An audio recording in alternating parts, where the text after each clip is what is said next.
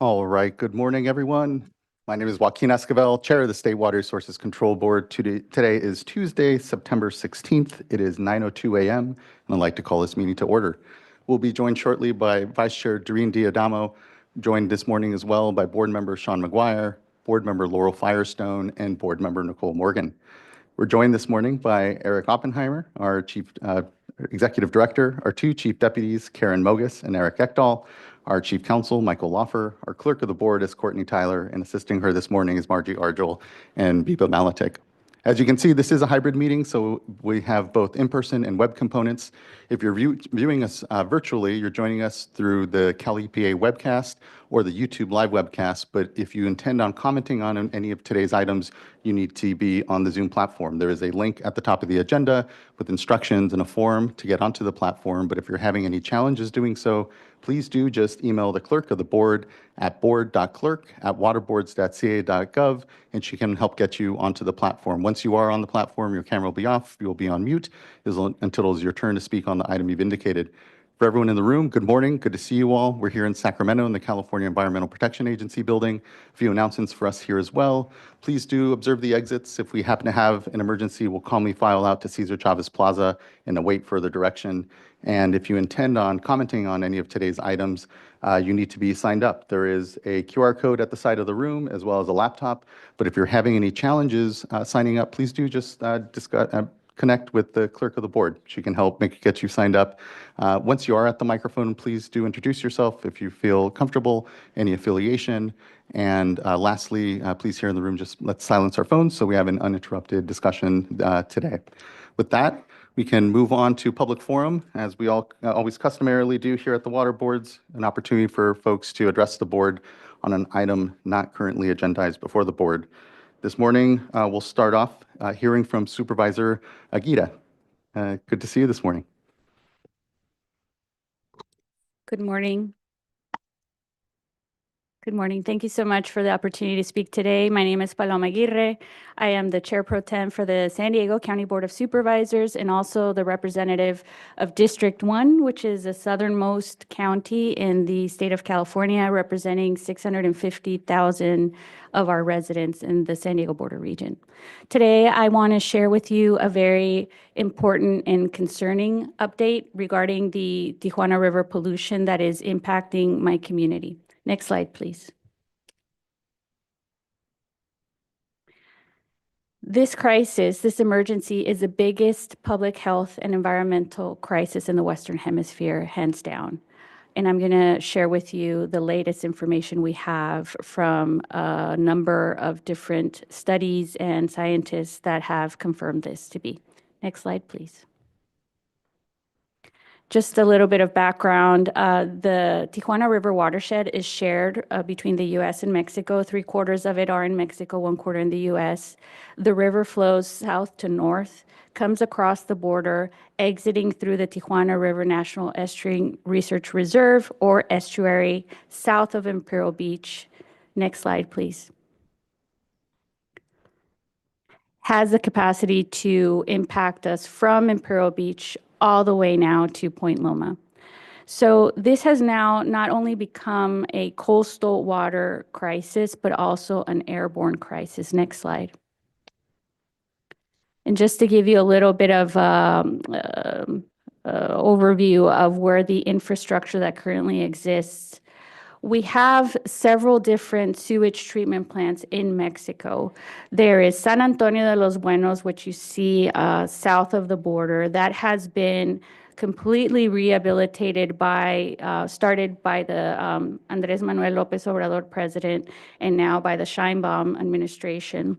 It is treating 18 million gallons per day of wastewater from the western side of Tijuana, which is going directly into the ocean.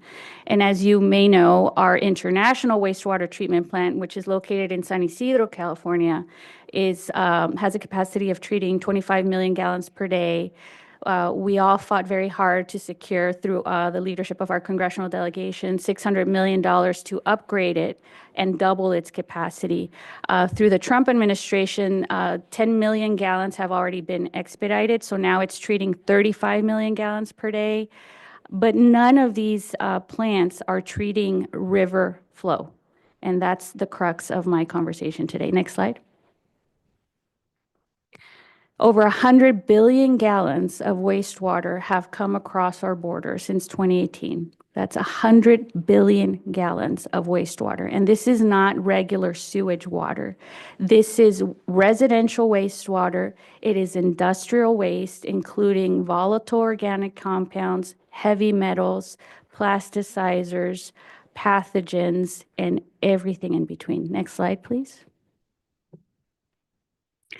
Of course, it has coastal impacts. We've had over 1,300 consecutive days of beach closures. On the right, you'll see the map from the borderline all the way to Point Loma is where the coastal water impacts have kept our beaches closed. Obvious economic impacts are concerning. We have lost a lot of revenue because of reduced tourism and visitors, and our local small mom and pop shops have been impacted, some even closing. Next slide. Next slide. There we go.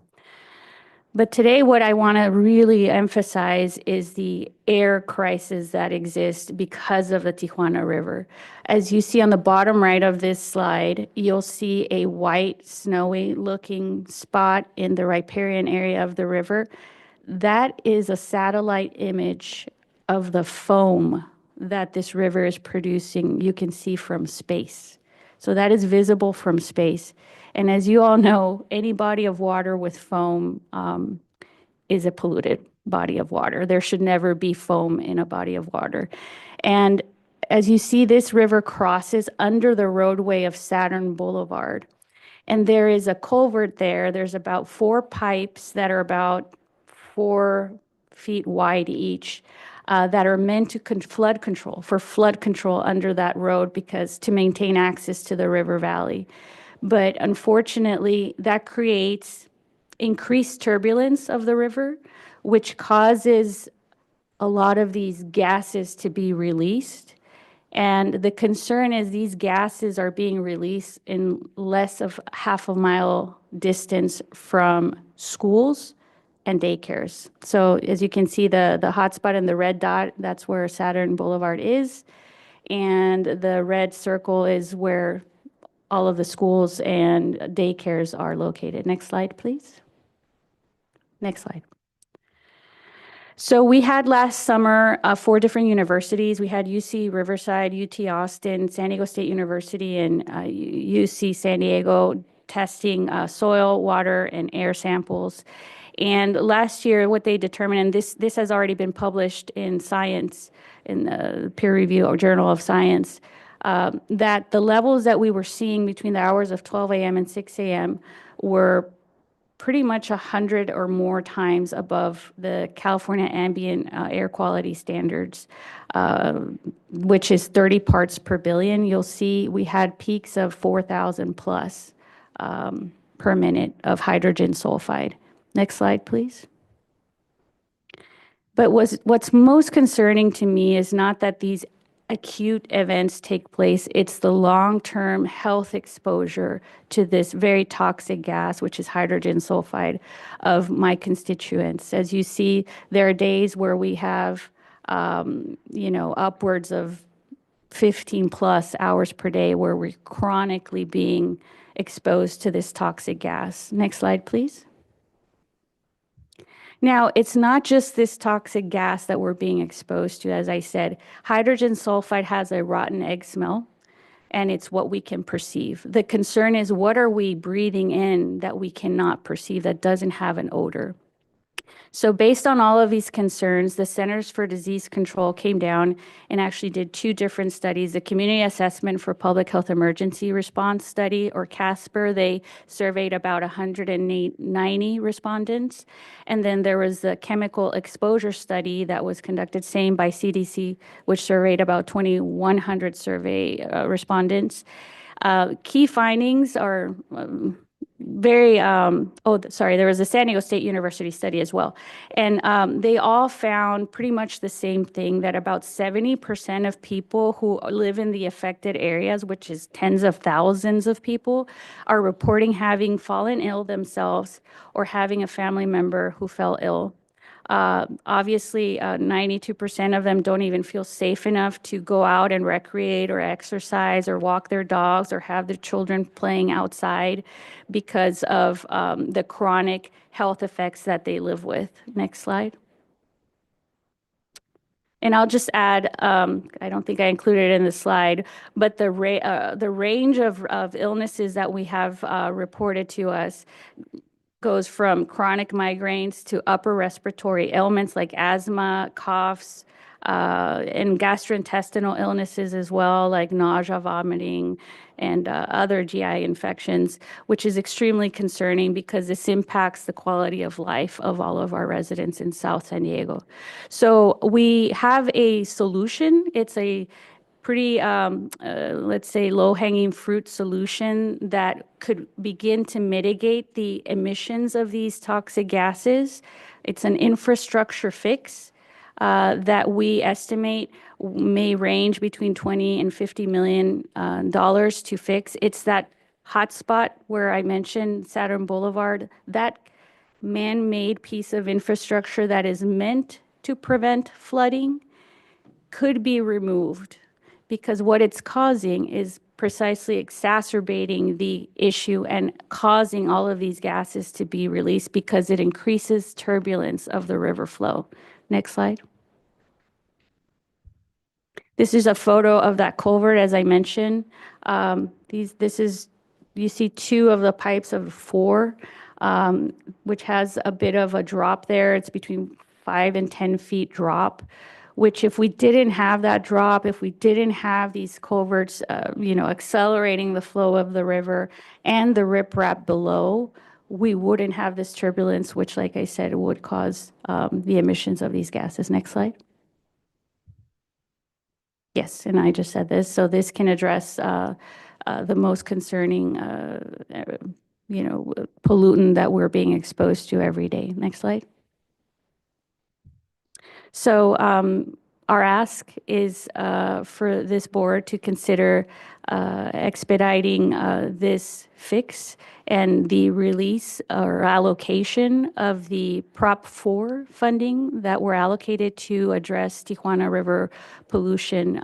We think this is a very unique opportunity. Yes, this is a federal matter, but here we have a piece of infrastructure that could be immediately removed and begin to mitigate the awful exposure of my constituents that are experiencing this on a daily basis. We have children, we have elderly, we have people who are immunocompromised being poisoned by all of these pollutants.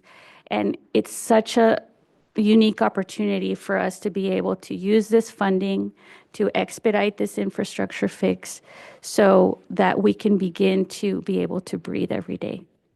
And I think that's my last slide. That's my last slide. Thank you so much for your time and the opportunity to speak before you today and for the work that you do on a daily basis for us. Thank you. Well, the thanks is very mutual, Supervisor. I really appreciated meeting yesterday, having a chance to connect. Thank you for coming up from San Diego here to address the board to elevate both the emerging science and what we're finding out as to the impacts of the unmitigated flows from Mexico and Tijuana, but just for the leadership, truly, and trying to really zero in on where the most effective dollars can, or where the most effect from these dollars can be had within the community. And so just really appreciate that. I know the legislature just wrapped here over the weekend, and as we've communicated, we're still trying to figure out where that leaves us when it comes to what was, I think a full 46 million was appropriated, if you will, to the board from the bond. But what's still unclear is the pathway we're going to take, if we have to do emergency regs for the APA or not. And so we'll be discussing all of that internally, but do know that I know the regional board, the leadership there has been really incredible, working with you all at the local level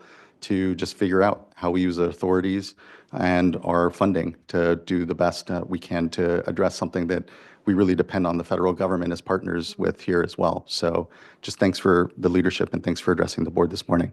And we'll look forward to following up soon on what our plan is for expending those dollars. So just thank you, Supervisor. Thank you for It's the good to see time you. so much. Thank you for that time as well. Thank you.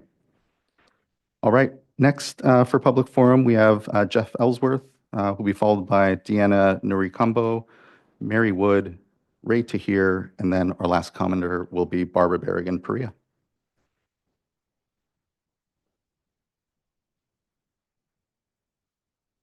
Okay, thank you, Clerk. Mr. Ellsworth, if you're hearing, we can try to take your comment later in the meeting. And if you're viewing us through one of the webcasts, please do just get on the Zoom platform. Next, we'll go to Deanna Nurikambo, be followed by Mary Wood.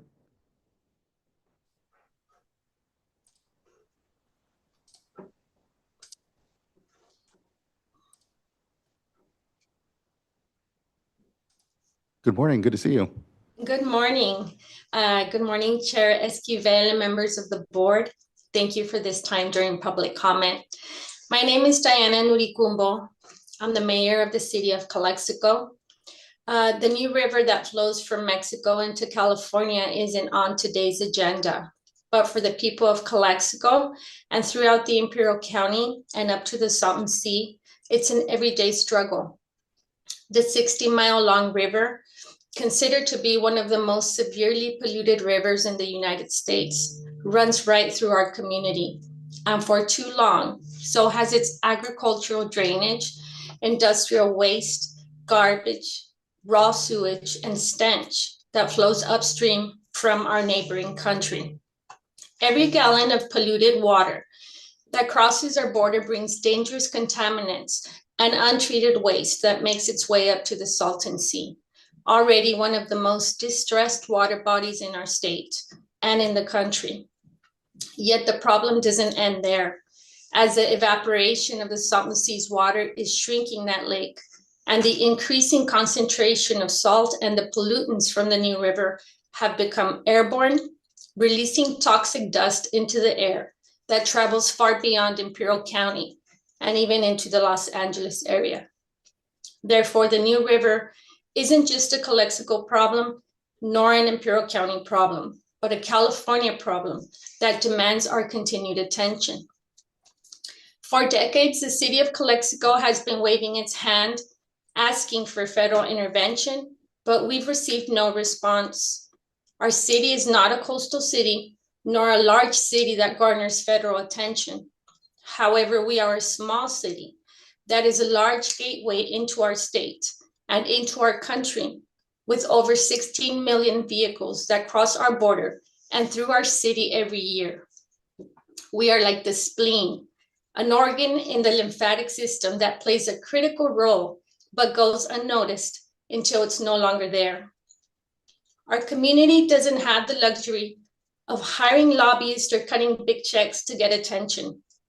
But we have our hardworking families and at the same time, children walking past a river that would never be allowed to exist in any other California city. What we have is grit, and what we have is you, the state of California, standing with us when no one else will. Because if it weren't for California, for our legislator, for leaders like Senator Steve Padilla, Assemblymember Eduardo Garcia, and for this board, Calexico wouldn't be in the conversation. You haven't forgotten about us. You have given Calexico a voice. And without that, we'd still be invisible. We know fixing the new river isn't a one and done. It's going to take a long-term commitment, real dollars, and eventually the federal government showing up like it should have decades ago. But until that day comes, Calexico is counting on this partnership with the state, because progress only happens when you keep us at the table. So my ask today is simple. Please keep Calexico in your sightline. Keep reminding folks that the Imperial County is part of California too, that we also have a cross-border river issue, and that our families deserve clean water, clean air, and the same dignity as anyone else in the state.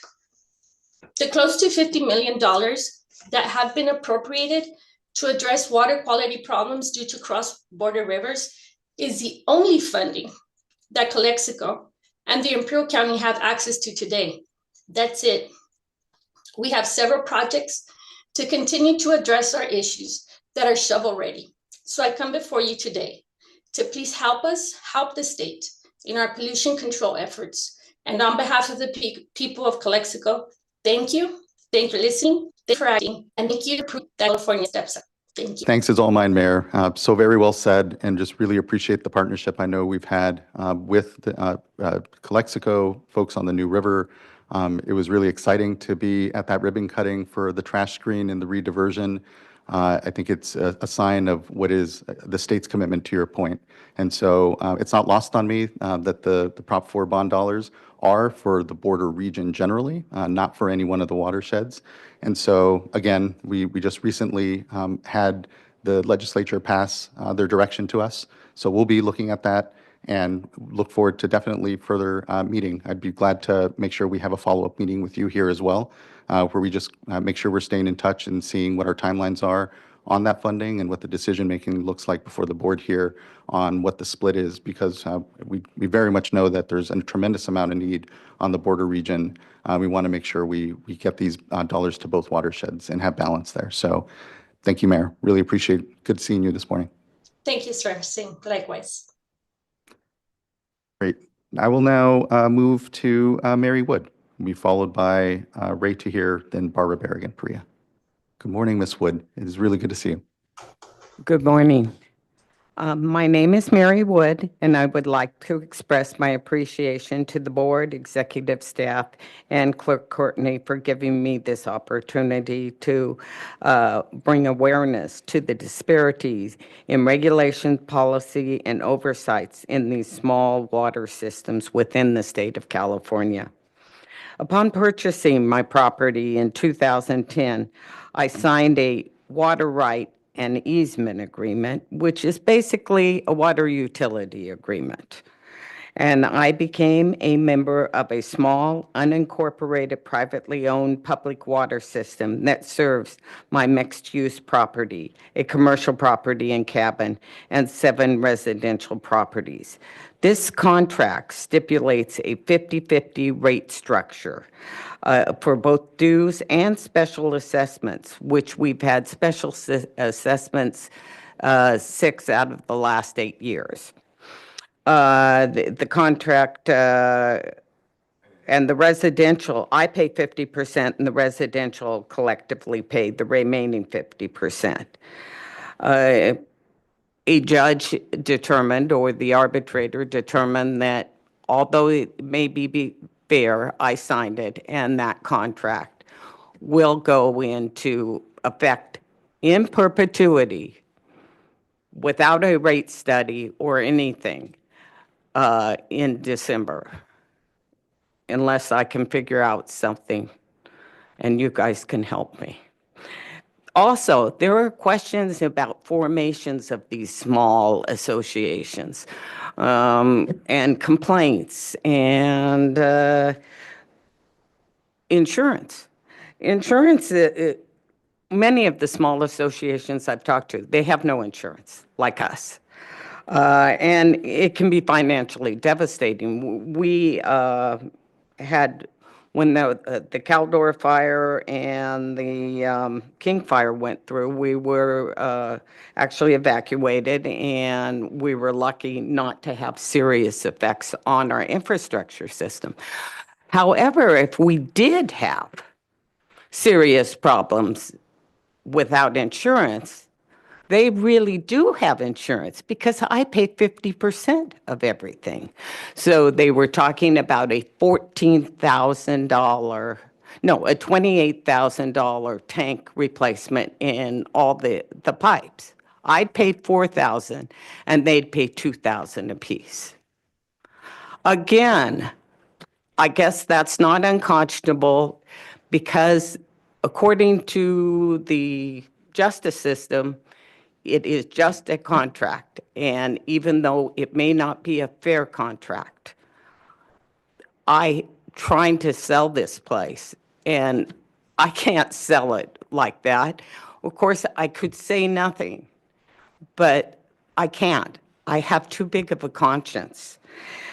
In the absence of the clear legislation, public policy, and regulatory oversight, small water systems like mine can form through informal agreements and it's got to be changed, or contracts without any laws. Even water laws have to be taken into consideration when they make this, because judges can't decide if there's no regulations to follow. And that's what the arbitrators told me. We have to meet standards of safety, affordability, and state sustainability. Statewide, it is estimated that 2.5 million water consumers belong to public water systems. In addition, an unknown number of the state smalls and stuff. We need more regulation. In closing, I'd like to share a quote from Medgar Evers. "You can kill a person, but you can't kill an idea." As I am battling stage 4 cancer, I do not want my idea, nor my right to safe, affordable, and accessible water to die with me. As water becomes scarcer, water rights, affordable rates and systems, potability issues, and facilities are going to become increasingly scrutinized. And they need to be scrutinized by you guys. It is clear to me that what has worked for these associations historically is no longer adequate. So now, as I stand before you, I ask you to accept the challenge and close the gaps in public policy by establishing standardized guidelines, sustainable rate structures, quality standards, regulatory provisions, and complaint resolution methods for all Californians so that they can get their right to safe, affordable, and accessible water. Thank you. Thank you so much, Ms. Wood. It's been, I've just really appreciated your voice being so consistent in here, letting us know your challenges. I know with a small private system, I know it's very similar to the challenges that we hear from a number of small systems out there where we have a complex landscape in the provision of drinking water. We have a lot of flavor of different types of systems, and we have been doing our best to make sure how we focus on how we support those small systems, and part of it is governance. And so hearing your experience, having that here for us as a reflection of the work that we need to continue to focus on continues to be very helpful. So thank you for elevating your voice here, elevating the challenges you've had with your small private system, and just really appreciate your continued support for the work that the board is doing in this space. So thank you, Ms. Woods. Yes, Board Member Firestone. Yeah, I just want to add, echo the words of the chair, but also add that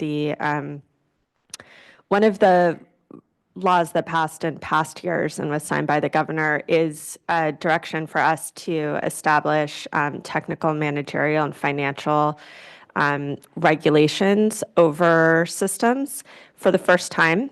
And while that won't address all of the issues, and I think there will remain a gap in terms of state oversight of small private systems, certainly by the CPUC, in terms of the work that we're doing here, at least, I think there is an opportunity and momentum to establish standards that will be helpful, at least in the issues that you address, and certainly won't fully address all of the challenges you faced, but I do think your leadership and voice are important and have reflected a real gap in our state oversight and regulation and challenges within the drinking water system. So thanks.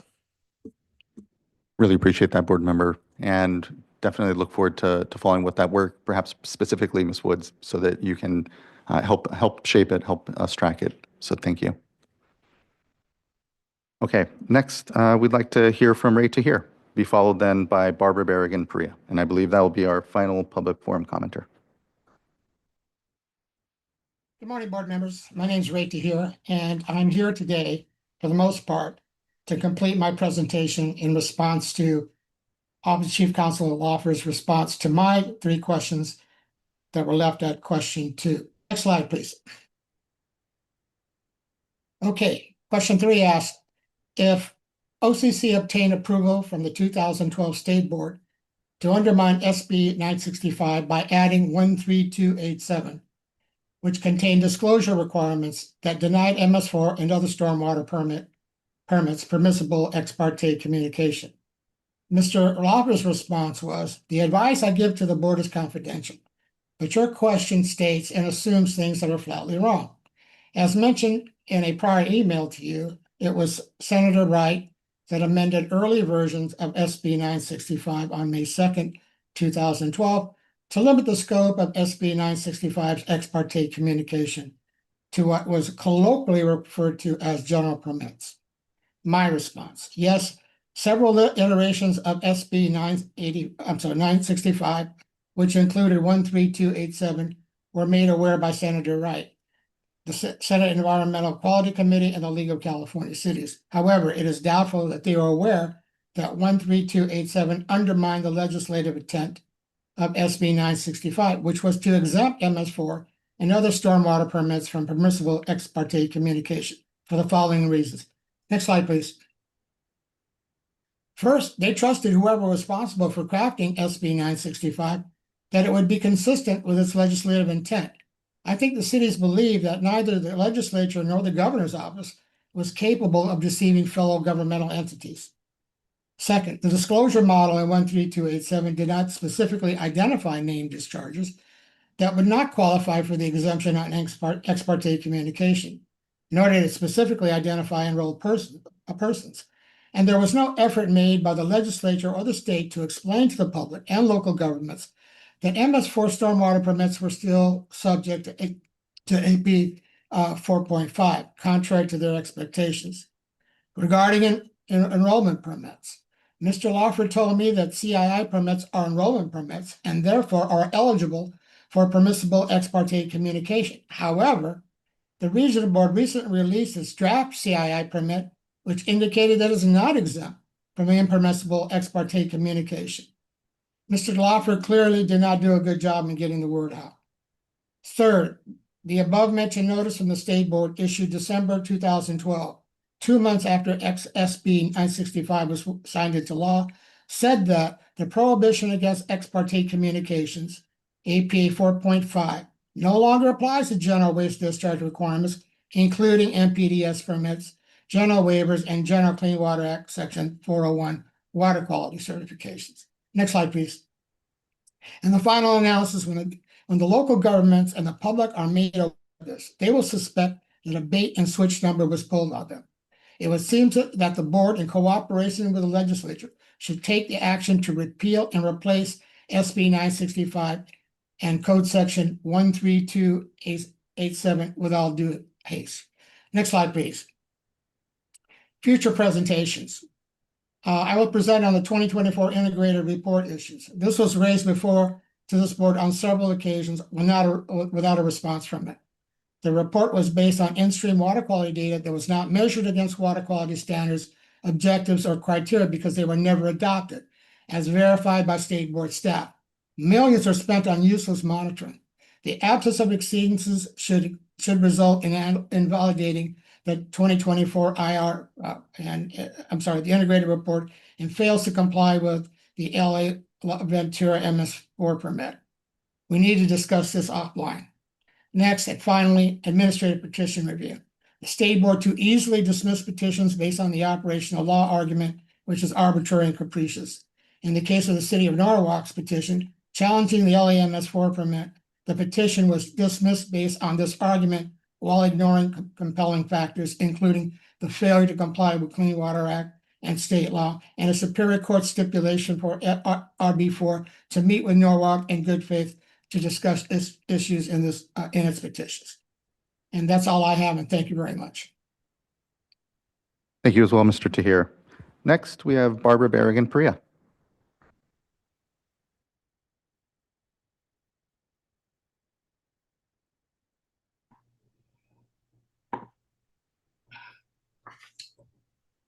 Good morning.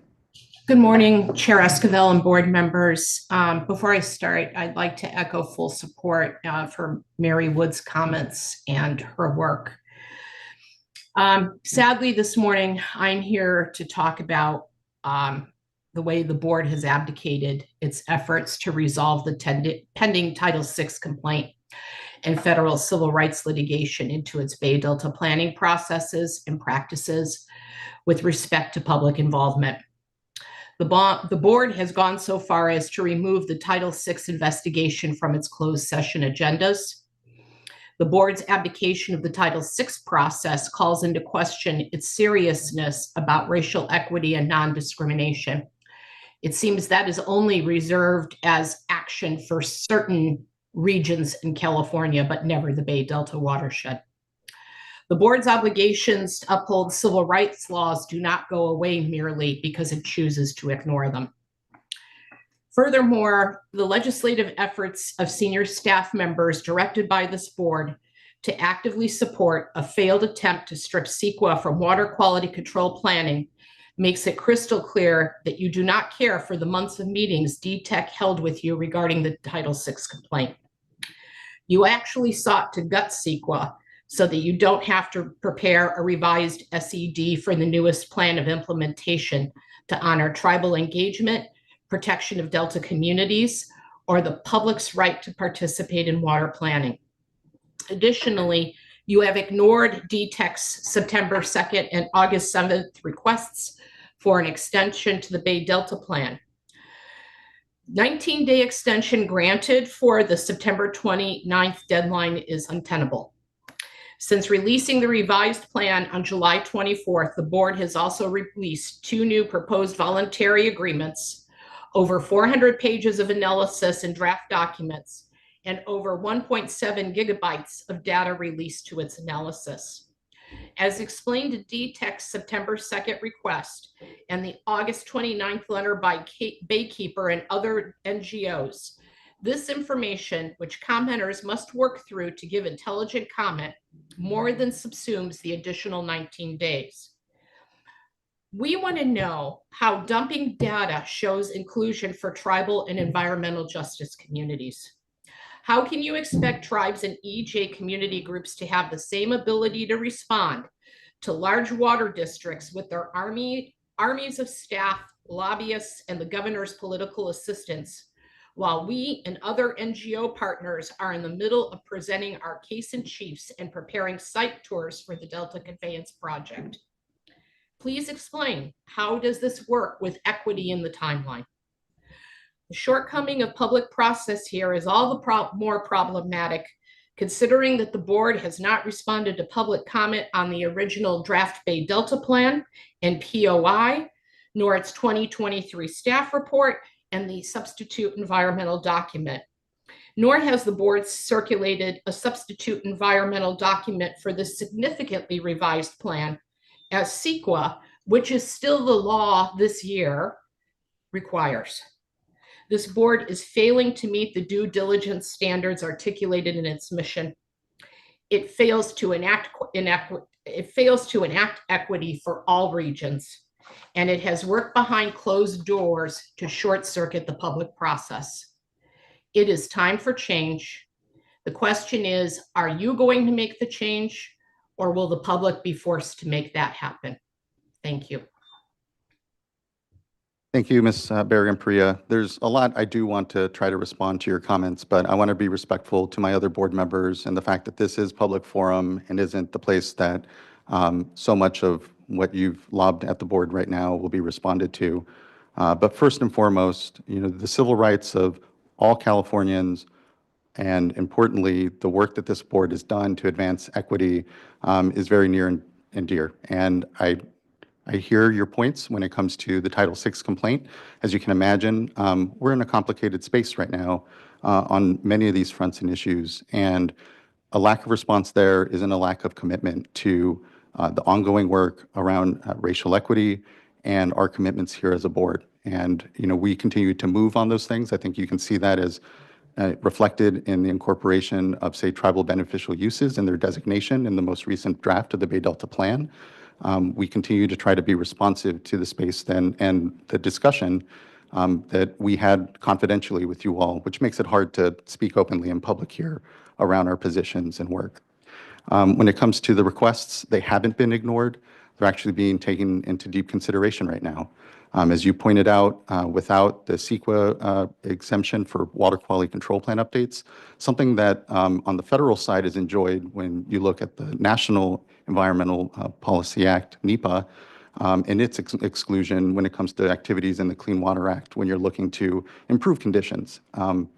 As you know, I think, and here, again, don't want to try to get too much to unpacking, but when it comes to CEQA, it is a part of the work we do here, but is not where we do our balancing, where we do our public comment, where we have our authorities to make sure that, say, the beneficial uses of tribes are protected. That is all in Port Cologne. So I think it mistakes sometimes the benefit of CEQA. As you know, say you sue the board on a CEQA case, it doesn't then require the board to come back and make a stronger proposal. It doesn't allow for that sort of balancing. It is simply a disclosure law. So the desire for the board to have that equivalency, if you will, from federal policy on NEPA exemptions for Clean Water Act work, and then the work that we're doing on the California side with Port Cologne and our authorities was a desire to act with urgency, something that we continue to hear loud and clear from communities. The longer we wait to act on the update of the Bay Delta Plan, the longer communities aren't being protected, and say the designation of beneficial uses for tribes here be adopted. So that all aside, and the accusations that the board is looking to somehow undermine transparency, openness, and discussion after, as you laid out, having a lot of process already here before the board means that we're in a moment where we're having to figure out where we're going. And so again, I appreciate your comments. The Bay Delta Plan is a huge commitment here of the board for many reasons. And ultimately, we look forward to making sure we articulate where we're going here and hear the note on how busy everything can feel here, and want to be very respectful. So thank you, Ms. Berrigan-Perea. Continue to extend an olive branch. Please do. Would love to meet and discuss outside of public forum. I think there's a lot of commonality, if nothing else. Thank you. All right. Well, that wraps up public forum, I think. And again, really acknowledge all our public forum commenters. Thank you for your time in addressing the board. There's a lot out there, and the more that we're able to hear from folks, the more we're able to better do our job. So thank you. That now brings us to our first item of board business, which is adoption of the board meeting minutes. Looking to fellow board colleagues if they have any adjustments on those meeting minutes. Otherwise, I think I'd be prepared for a motion. I'll make a motion to adopt the meetings. I'll second. Thank you both. Ms. Tyler, can you please call the roll call vote? Board Member Morgan, Aye. Board Member Firestone, Aye. Board Member McGuire, Aye. Vice Chair Diadamo, Aye. and Chair Esquivel. Aye. Thank you. Thank you as well. The board meeting minutes are adopted from the September 3rd board meeting. That now brings us to our one uncontested item, item number 2, looking to see if it is still uncontested. Okay. We did have someone sign up to speak, but it doesn't sound they're currently on the platform. In addition, I'll note Chair Esquivel, if the individual signed up for if necessary. Okay, that's helpful then, because I think we should just go ahead and proceed unless any board members would like to pull it. And thank you everyone for the good work on the item. The fact that it is uncontested means that it's been well prepared. So thank you. Looking to fellow board colleagues.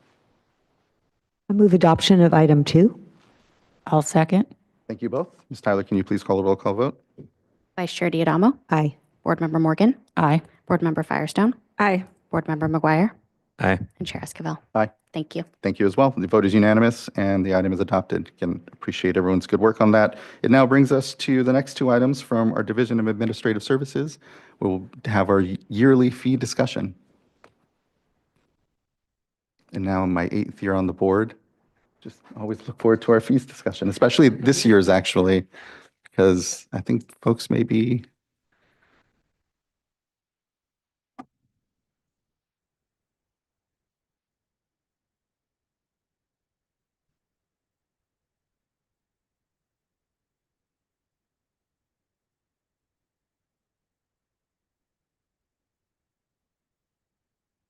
Good morning, Chair. Good to see you. Good to see you. Good morning, Chair, members of the board. My name is John Russell. I'm the Deputy Director of the Division of Administrative Services. With me today are David Ceccarelli, the Chief of the Revenue and Fee Branch in the division, and Serena Liu from the Office of Chief Counsel. I just have a few introductory comments today before I let David get into the bulk of our conversation here. And then just to cut to the chase, we're not proposing to raise any fees this year. Although the expenditures are slightly higher this year and most fees should have a 2 to 3% increase, we have a higher than average fund reserve for all of our funds this year, and I'll get into why that is in a minute. But we're proposing to use that fund reserve to offset the fees for this year. There are, however, a few minor budget or a few minor language changes, and David will go over those. And one of those changes will result in some very minimal fee increases to one of the tiers in our fees, but David will get into that as well. And then just as a 10-second budget reminder, last year we had 2 drills that we were going through. One was a vacancy drill, where we were reducing approximately half of our vacancies, approximately 100 vacancies. And then the other was an approximately 8% reduction in our operating budget. Combined, those were about a $65 million reduction. And our fee or our fund reserves are higher because the implementation of those 2 reductions has been kind of on a slow rollout. The general fund reduction part of those reductions have been fully taken in this current year's budget. But as you know, most of our budget is related to special funds. We have very, very minimal amounts of general funds. And the special funds, when I refer to those are essentially our fee funds, our fee-supported funds. So they are still in the budget for this year. They are in a control section. When we went into the legislative hearings, the budget hearings last year, the legislature wanted a little more time to look at those special fund reductions and potentially negotiate some of them with the administration. Those negotiations and discussions are ongoing. We expect them to be resolved sometime around January or so. But in the meantime, even though those allocations are in our budget, we have been refraining from spending towards them because we don't want to get ourselves into a real huge deficit by spending money in those funds and then having it suddenly go away potentially. So that reduction in spending and holding open quite a few vacancies has resulted in, again, a higher than usual fund reserve for most of our funds. And then finally, I don't think I've ever said this before in the 10 years or so I've been doing this, so which is a severe oversight on my part. But I do want to acknowledge the staff that work on this issue in the fee and revenue branch, and quite a few of them are in the audience today. They can raise their hands. But obviously, every year you hear from David and I, and we're sitting here, and we're just the public face of this. All the behind the scenes heavy lifting is all due to the staff throughout the year. You know, once we get through the fee adoption, there's obviously the issuing of the invoices, processing of the payments of those invoices. And then there's a lot of strategic planning and thinking that goes into our stakeholder meetings. You know, what issues do we want to talk about with the stakeholders? And again, that's not just David and I deciding, let's talk about topic X this year. We listen to the stakeholders. We hear what they want to hear, and then based on some of the analysis we do, we say, oh, it's probably time we look at this fee. It's getting out of date, or real world conditions have changed enough that we need to reevaluate it. So I did want to and can I just interrupt there and just plus up that acknowledgement? Again, these last years being here at the board, seeing the process. We're incredibly open and transparent. We're doing our best to be able to justify and help folks understand. And I know it's very difficult for our staff in the discussion generally because it's all about how you split the pie. You know, there are deeper discussion folks want to often have around, you know, policy choices or where the programs are going.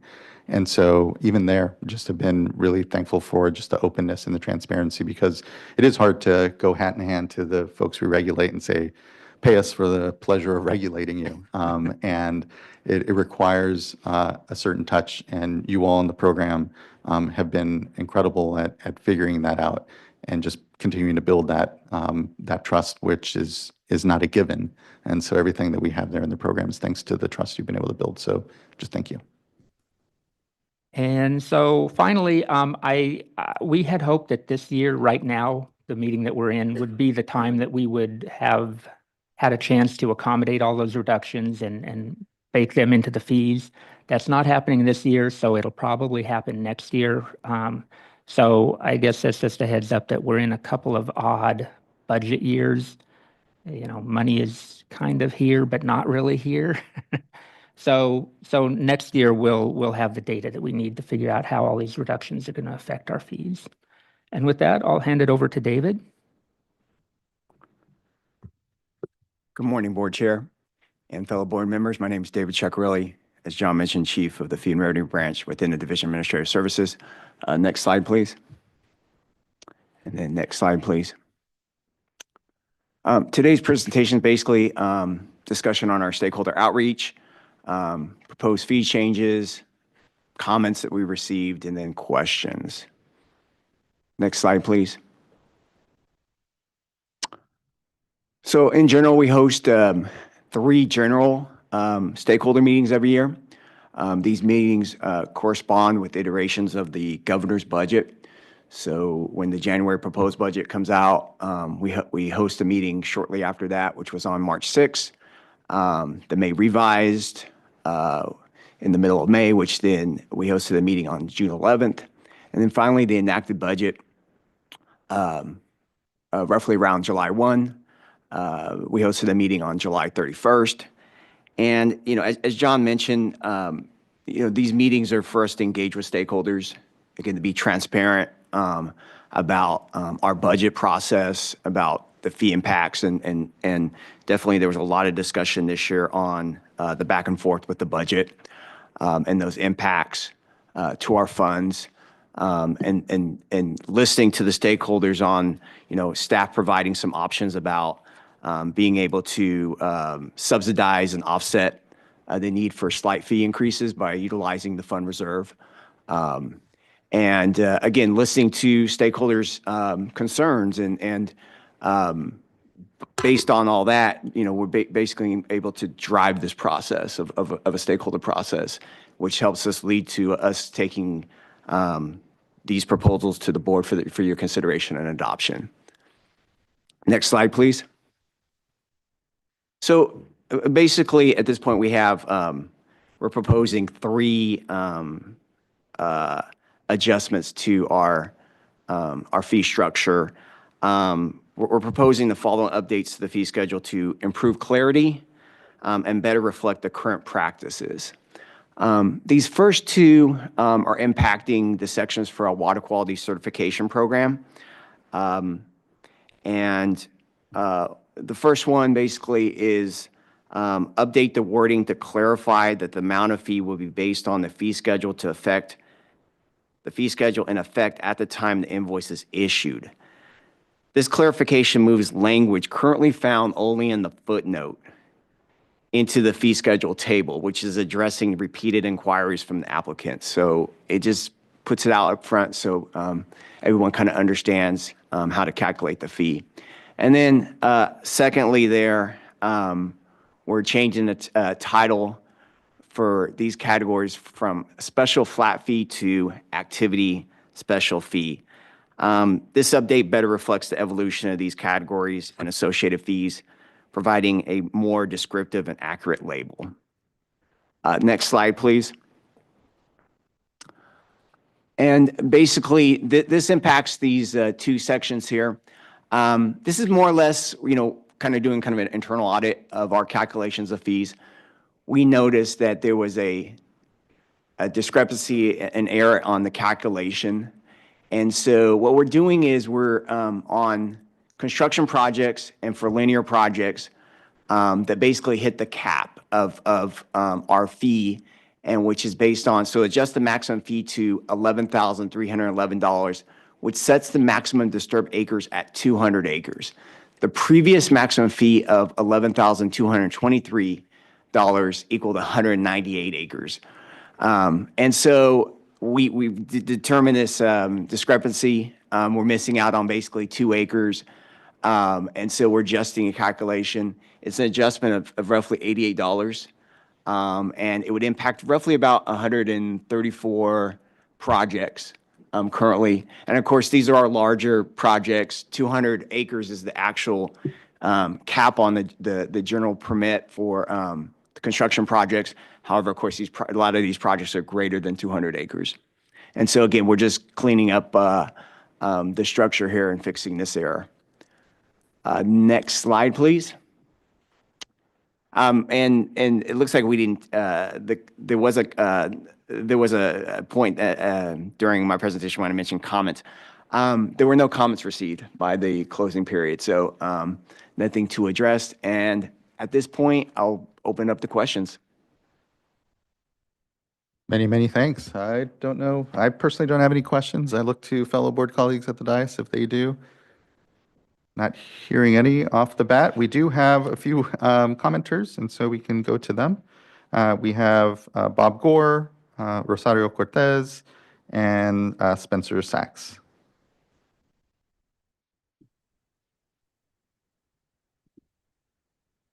Hi, Mr. Gore. Good to see you.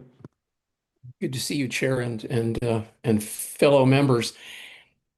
This comments for items 3 and 4 on behalf of the cities of Woodland, Antioch, Fresno, Santa Cruz, Long Beach, Modesto Irrigation District, Kings entities, Kern County Water Authority, Shafter Wasco ID, Stockton East Water District, San Bernardino Valley Metropolitan Water District, South Coast Water District, and the California Association of Wine Grape Growers. In a word, thank you to the board and to John Russell, David Ceccarelli, Cassandra White, and their team. First of all, for conducting those 3 fee pair workshops, which are immensely invaluable in transparency, in ongoing ideas, and of course, fees. We've reached a common understanding this year and a direction. And I might add for the board, this may be a prudent investment given that the Department of Finance general fund sweeps are continuing and likely will escalate in the face of anticipated $20 billion general fund deficits. The fee payers, or the ones I know, look forward to more close collaboration in the fall to continue to enhance water quality and supply while containing costs. We will be having discussions with the Division of Water Quality. And also, I'd like to remark briefly on the rollout yesterday of the final draft CDFA regulatory realignment study.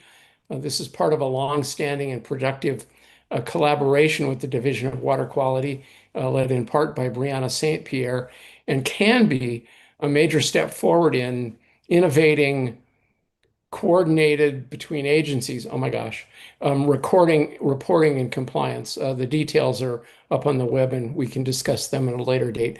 Thank you very much for listening.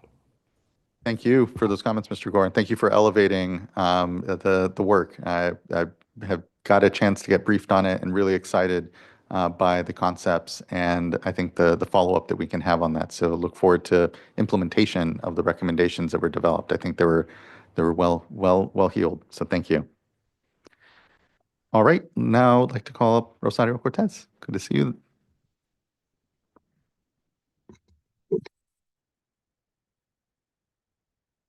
Good morning, Chair SWRCB, members of the board. Rosario Cortez, Manager of Regulatory Affairs for Water Reuse California. Thank you for allowing me some of your time. Water Reuse California would like to acknowledge the Division of Administrative Services, their staff for reaching out, engaging stakeholders, including an additional lengthy stakeholder meeting with us and our partners, CASA, in July. And during that meeting, staff took a minute to walk us through the nuances relating to the budget process. And as we've heard this morning, it was an odd year. So we'll just leave it at that for those of us who are more intimately involved with that and what goes into developing the fees. So appreciate the transparency in light of the budget realities. And we really appreciate just, again, that outreach and the engagement, and particularly at the staff level. We appreciate that the fee regulations that are before you today for approval were revised from the draft version, and that were shared with stakeholders back in July. We thank this board and the staff for keeping the fees at the current level, which are, we feel, appropriate and given especially the high level of reserve. So that's been projected for this fiscal year. As always, we look forward to continuing to work with board and staff to ensure that the funding for water recycling programs is sufficient while keeping fees as affordable and reasonable as possible. And thank you again. We look forward to the continued dialogue with you as always. Thank you. Thank you, Ms. Cortez. Appreciate your partnership in all of this. Yeah, it's been a complicated year. It's been a lot. So thank you. And let's like to call Spencer Sachs.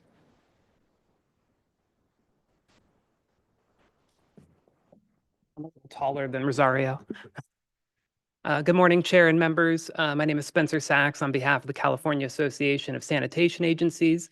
I just wanted to take this opportunity to, first of all, thank the staff for all of their great work and for meeting with us during the stakeholder process. I'd like to echo the comments of Rosario. We greatly appreciate the time that you and your team took to meet with us and kind of explain the process and what was going on behind the scenes. And as you are very well aware, affordability is a big issue, and that's something that we, take very, with pride of trying to maintain affordability. So dipping into the fund reserves to help keep the fees at a reasonable rate, we are greatly supportive and appreciative of that. And so with all that in mind, we appreciate this process, and thank you for your time.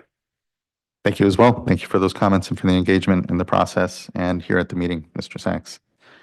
All right. Looking to fellow board colleagues. I think we may be prepared for a motion. Great. I'll do the honors on this one. I'll move to adopt item 3. I'll second. Thank you both. We'll see if we get a motion so fast when we raise fees next time. Ms. Tyler, can you please call a roll call vote? Board Member McGuire? Aye. Board Member Firestone? Aye. Board Member Morgan? Aye. Vice Chair Diadamo? Aye. Chair Esquivel? Aye. Thank you. Thank you as well. Vote is unanimous, and the resolution adopting fees is adopted. Thank you.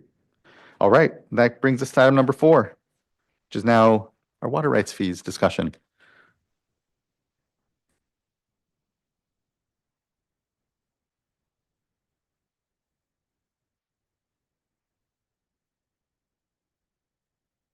Good morning again. Again, I'm John Russell. With me is David Ceccarelli, and joining us is David Rose of the Office of Chief Counsel. Everything I said before on the water quality fees is still relevant, so I won't go over that again. The only thing I did want to note is it's not related to water rights fees, but before you, there will not be an agenda item for either water or drinking water fees or ELAP fees that you normally hear, and there were no changes to those two, so everything is the same as last year, so there was nothing to bring to you. Again, there's no fee increases proposed for the water rights fees. It's just some cleanup, language cleanup, and I'll let David get into that. Good morning. Next slide, please. Next slide, please. Our staff presentation, basically, again, stakeholder outreach, proposed fee changes, and then finally questions. And again, there was no comments on this agenda item. Next slide, please. So similar to, again, our water quality meetings, we hosted 3 water rights fee stakeholder meetings with the alignment of the governor's budget. Again, with the proposed budget, the May revised, and of course the enacted budget. Next slide, please. And so as I just kind of mentioned with water quality, similar here, we're proposing the following updates to the fee schedule to improve clarity and better reflect the current practices. The first one is to amend the regulation text to better clarify how fees are imposed for requests submitted prior to a permit being issued, to split into separate permit applications, requesting authorization to divert 40,000 acre-feet or more per year. This change does not impact how fees are assessed.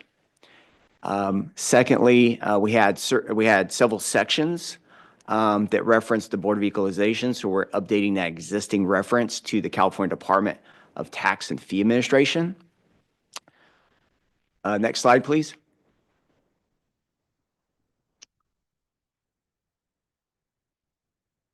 And let me just highlight on the bottom bullet there is we're as normmally we do every year, we're increasing the cap on fees for water right change petitions involving a transfer of water pursuant to, of course, the following water code sections. And this adjustment is based on the Consumer Price Index, which is an adjustment of 3.05%. So the cap would go from $674,481 to $695.52. And currently, none of the projects are hitting the cap at this point.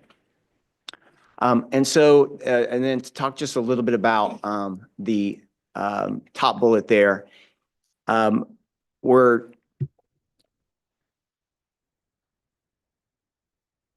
providing a temporary, our proposal is a temporary suspension of our Federal Energy Regulatory Commission fees during pre-licensing phase. So the proposal is to temporarily suspend fees when a notice of intent has been filed, but a draft or final license application has not been submitted within 5 years. So basically, once the 5 years or the 6-year hits, fees would be suspended. Now, of course, after that, if a draft or final license is submitted, then we would reactivate the fee. Just a little bit of background and rationale. This change responds to a discussion with the San Diego County Water Authority and the City of San Diego regarding a project. It's the San Vicente Energy Storage Facility. At this point, this proposed suspension would only apply to this project. The project has faced delays due to funding challenges, and FERC requires a NOI to maintain the project status. Suspending the fees during inactive periods helps address concerns when projects stall and no license application is filed within 5 years of an NOI. Next slide, please. And again, that's our end of our presentation. And at this point, we'll take any questions. Any thanks? No questions for myself. Looking to fellow board colleagues. Seeing none. We do have a number of commenters, and so we can get to those. First commenter will be Bob Gore, be followed by Nina Kuzmich, then Dan Denham, and Takoa Kadara. Okay. Oh, yeah. He said this was going to cover number 4 too. So, all right. Well, that means we'll go to Nina Kuzmich. Good morning, Chair Escobar and members of the board. My name is Nina Kuzmich, and I'm Director of Engineering at the San Diego County Water Authority. I'm here to express my support for item 4 on today's agenda regarding the temporary suspension of annual fees for the FERC licensed hydropower projects that are in development with extended timeframes. As staff mentioned, the potential San Vicente Energy Storage Project is one of those projects experiencing a prolonged development timeframe. This potential project is a partnership between 2 public agencies, the San Diego County Water Authority and the City of San Diego, to utilize our existing infrastructure with the existing San Vicente Reservoir for a proposed pump storage facility that could generate up to 4,000 megawatt hours of energy per day. This potential project has been under evaluation since 2015, when a notice of intent was filed with FERC.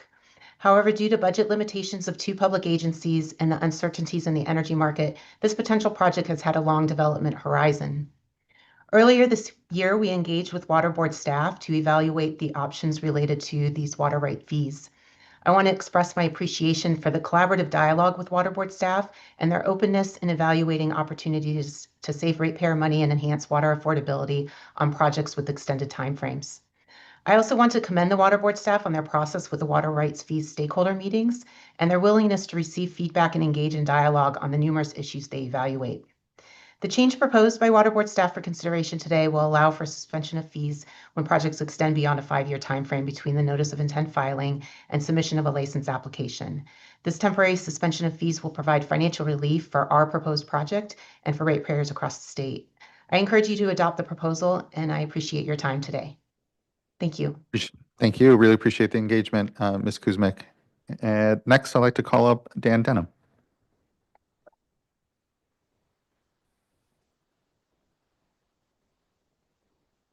Good morning. Good to see you. Good morning. Good morning, Chair Escobar and members of the board. Good to see all of you, and thank you for the opportunity to speak here today. My name is Dan Denham. I'm the general manager at the San Diego County Water Authority, and I'm here today to, of course, express my support for item 4 on today's agenda regarding the temporary suspension of annual fees for the FERC licensed hydropower projects in development, like the potential San Vicente energy storage facility. Before I go to that, I just want to note my appreciation for Water Board staff as they have considered these changes to water rights fees for FERC projects. Well beyond the specifics of our project, I think that the recommended change will save ratepayers money and enhance water affordability, which is, as you all know, a critical issue across our state. The change proposed by Water Board staff allows for the suspension of fees when projects extend beyond the 5-year timeframe between notice of intent filing and the submission of a license application. It's our opinion that residents should not be penalized while these important projects go through a development process that, as my colleague explained, takes much longer than usually expected. So the temporary suspension of fees will provide financial relief to our proposed project and ratepayers across California, and we encourage you to adopt the proposal. Thank you so much for your time. Thank you as well, Mr. Denham. It's good to see you. Thanks for your leadership out there and engagement on this. And you have very common sense, I feel, adjustment to it with real benefits to you all. So thank you. Appreciate it. Next, and our last speaker will be Tekoa Kadara. Good morning, Chair and members of the board. Thank you for allowing me to speak. My name is Tekoa Kadara. I'm a third-generation leader in Allensworth. The community of Allensworth is the first and only Black-owned and funded town throughout California's history and has faced systematic discrimination and historic challenges and emergencies around water. I've been invited to speak on the Sigma fees. One of the problems that our community is seeing with this is rural communities like Allensworth are disproportionately burdened. The current fee structure unfairly penalizes small farmers and vulnerable communities while allowing large landowners who have extracted, overpumped, and subsided and degraded the land to continue with fees that may hurt their pocketbooks but doesn't completely discourage their practices. The large landowners profit by exploiting the soil, the water, the air, and walk away with the equity, leaving rural communities like Allensworth poisoned and destitute. The impact of Sigma's framework right now, instead of helping communities like Allensworth, will harm Allensworth and other rural small communities and small farmers. Fees reduce the capacity of small farmers and rural communities to survive while doing little to change the destructive behavior of industrial agriculture. This perpetuates a cycle of inequity, environmental damage, and community decline. So the solution that we're offering is maybe some reform of the fee structure, increase penalties on those who have caused the damage, large landowners who break the rules, exploit the land without compassion for life or the environment, and minimize fees for farmers who are implementing regenerative practices, demonstrating responsible land stewardship. Support transition towards regenerative agriculture that mimics natural systems and honoring indigenous traditions, and positioning communities like Allensworth as an example on how to conserve water, regenerate soil, and heal both the land and community. We want to show California a new path from farming as extraction to agriculture as stewardship. And this is about healing the land and healing our communities and doing it together. Thank you for my time. Thank you for addressing the board here, Mr. Kadara. It's good to see you. Appreciate your continued leadership. I know when it comes to our Sigma fees, we'll be having a discussion for those basins that are under board peer review and potentially being assessed fees and how we kind of structure that. So we'll definitely be taking that into our discussions. What I know as well, though, is the majority of those fees are being decided at the local level by GSAs. And so just appreciate you elevating your points here to the board. I think they both apply certainly to the board, its fee structures, and to others out there. I think we need to keep continued eye on how we maintain and support small growers among knowing that, I think as we see even say on drinking water systems, there's different levels of capacity and access to resources. So just thanks. I appreciate those points and thanks for addressing the board today. Thank you. Okay. Looking to fellow board colleagues, if there is any further discussion, questions, and I think we're prepared for a motion. Well, I'll just use this as an opportunity to plus up Chair Escobar, what you just said, and thank you, Mr. Kadara, for your comments. I really look forward to maybe a more robust discussion in this next round of stakeholder discussions. I know that there were some thoughts that staff put forth, but I think that really what we need to hear from is all the different groups that are involved, agricultural groups that would be facing these fees through SGMA, looking at various fee structures, but also just looking at really what we absolutely need. And I know that you all were good in bringing a proposal to us a few years back with a reduction. And so just really appreciate your ongoing review of what is necessary, because I think that there's probably going to be a lot of questions from community members. As the chair said, there's all these other local fees that the GSAs have. And so the layered fees on top of irrigated agriculture fees and other fees that the farmers face. So just really look forward to that discussion. And with that, I will move, well, unless there are other comments, sorry, Chair. I think we're good. Okay, with that, I'll move adoption of item 4. Thank you, Vice Chair. I will second and just add, I'm also looking forward to that discussion and just really want to myself just better understand, and I should say, if you all can help my memory of what the state board fees all are for small growers, and so that I would like to follow up with Allensworth and make sure that I'm able to have a discussion with them on what is coming from, what is the state board fees, and that so I better understand the state board fees and the local fees, and then also just as we have these discussions, want to make sure that we also, especially myself, have an understanding of what fees are also being set by the GSAs on top of our fees, perhaps, to small, ag, and so that we can see that large picture of just fees on top of fees that are being added on to communities such as Allensworth. And so that when I am talking to communities such as theirs, I am able to have that picture and help them to understand where these different fees are coming from. And also as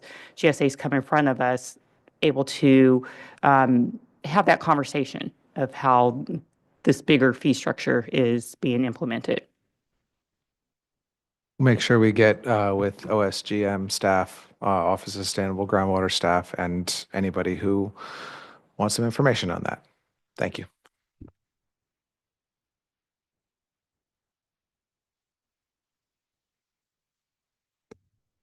I'm sorry, was there a second there as well? Sorry. There was. Oh, I didn't hear. Sorry. Then, Ms. Tyler, can you please call the vote? Vice Chair Diadamo? Aye. Board Member Morgan? Aye. Board Member Firestone? Aye. Board Member McGuire? Aye. And Chair Esquivel?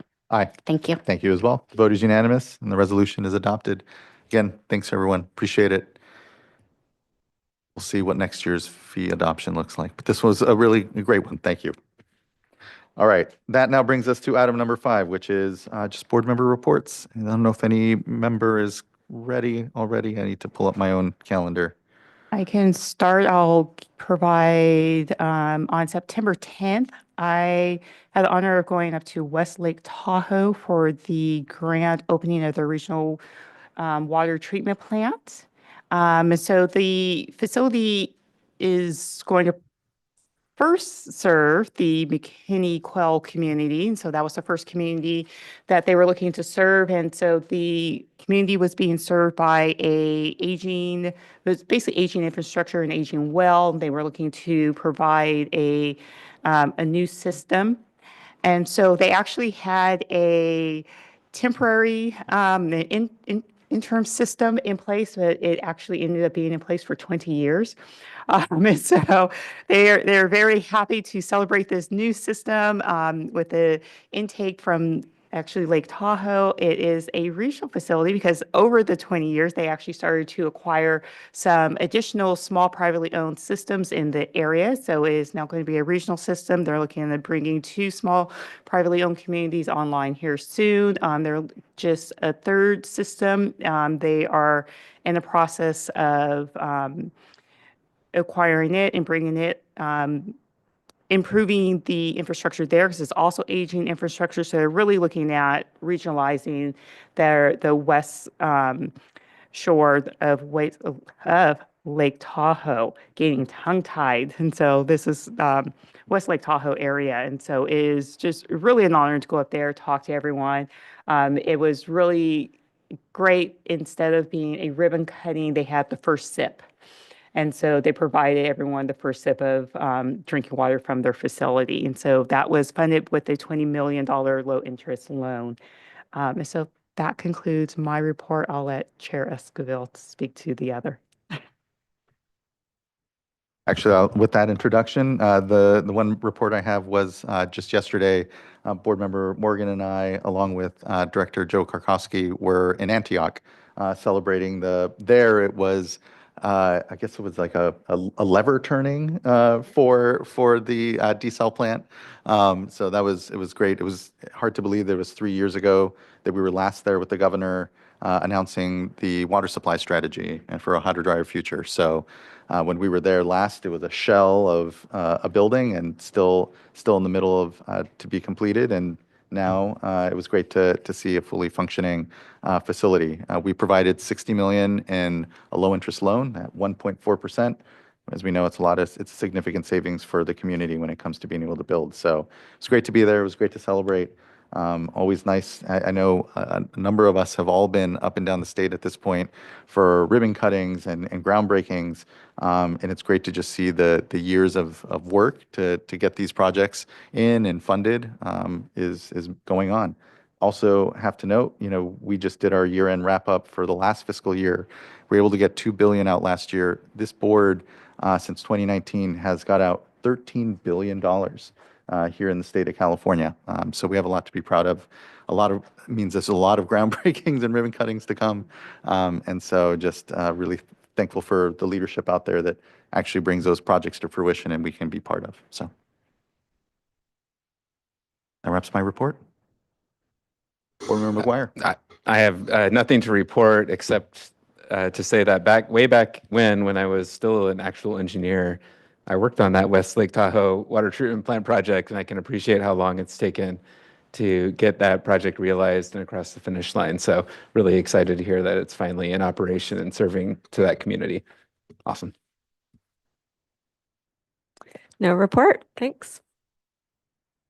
All right. I think that wraps board member reports then and brings us to the end of today's component of the meeting. We have tomorrow our current hearing for the Sustainable Groundwater Management Act. We will go into closed session. So it's 10:30 now. We don't have our room that has, natural light until noon. And so we can hold off on maybe doing closed session with the AHO until noon. I don't know, Mr. Loffer, if you heard from Mr. Ziegler, we can do personnel session maybe like at 11 or so, or even now, but. So I've not yet heard back, but I'm sure we can get a hold of him. And so I would propose, and I believe Mr. Oppenheimer indicated that he'd alerted him it could be an early closed session for that item. So I would propose that we convene at 10:45 or 11, and that will be in conference room 2510 for the personnel item. Okay. And then the board will meet on all the AHO items that are identified in the closed session, and that will occur subsequently. Yeah. Okay, that sounds good. And we can alert folks if we adjust and we don't do closed session. In that case, we'll simply meet at noon in 2540. Correct. And then otherwise, we'll plan to meet, let's say 1045 and 2510. Okay. All right. And so we will be adjourned until tomorrow morning. And so we'll see you all tomorrow morning, and we'll be in closed session here soon. Thanks all.